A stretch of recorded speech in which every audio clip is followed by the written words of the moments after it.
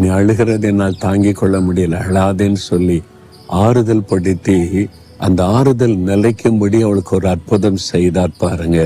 மரித்து போன மகனை எழுப்பி கொடுத்தார். அவர் ஆறுதலின் தேவன்.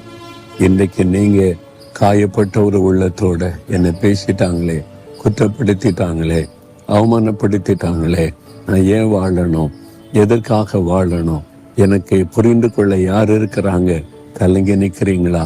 இயேசு உங்க பக்கத்துல வந்து சொல்றார், மகளே உனக்கு நான் இருக்கிறேன், நான் உன்னை புரிந்து கொள்ளுகிற நல்ல தகப்பன், அழாதே, துக்கப்படாதே, உனக்காக நான் எல்லாவற்றையும் செய்வேன், நீ ஆறுதல் படுத்துகிறார். மகனே ஏன் கலங்கி கொண்டிருக்கிறாய்?